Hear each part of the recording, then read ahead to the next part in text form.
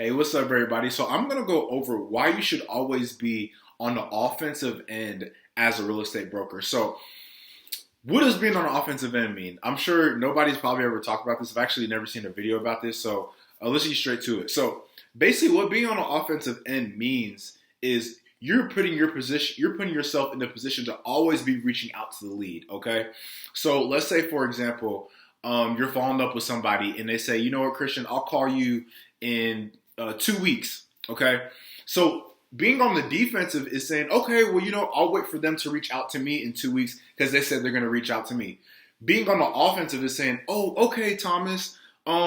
Listen, Thomas. I know you say you're going to reach out to me in 2 weeks. I'm sure you're probably a very, very busy man, and I get it. Do you mind if I reach out to you in 2 weeks?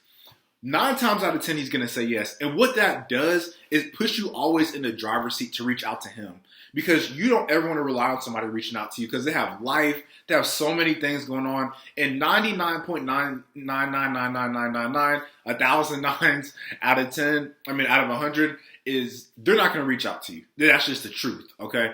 But when you are reaching out to them, that puts you in the driver's seat on the offensive end to be always reaching out to him. So let's say, for example, you call him in 2 weeks and he doesn't pick up. Well, now he's giving you the permission and the license to continue to follow up with him until you get him because you missed him. And he said, yeah, you can call me. You know what I mean? And the cool thing about it is a lot of times if they say, you know what, I'll call you, even after you say that to them, or after you say, you know what, is there a time I can reach out to you? And they come back and they say, I'll call you.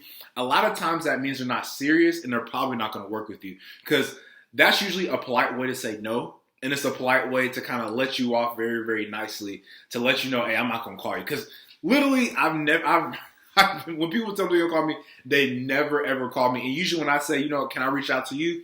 They say, you know what, I'll call you. And they'll say, you know what, how about I call you? They never call me. They disappear. And that tells me they're not serious about working with me and they're not serious about selling their property or whatever type of business we're getting ready to do at that time, whether that be buying, selling, rent, whatever the case may be.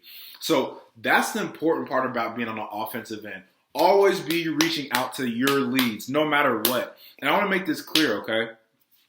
This has to do with even your hottest leads. It could be your mom, your dad, your cousin. It could be a lead that you nurtured. You've been nurturing for 7 months and they're getting ready to list, next month.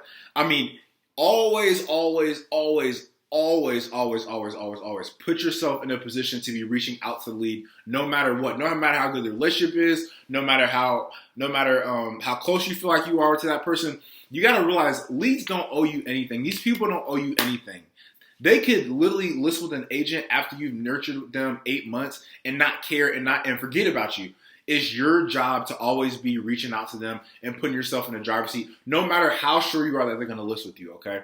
That's number one. Always be on the offensive, okay? I know this is a short video, but I hope this definitely helped. And if you have any questions, please reach out to me. All my information will be on the bottom. Please like, share, and subscribe too. Thanks, guys.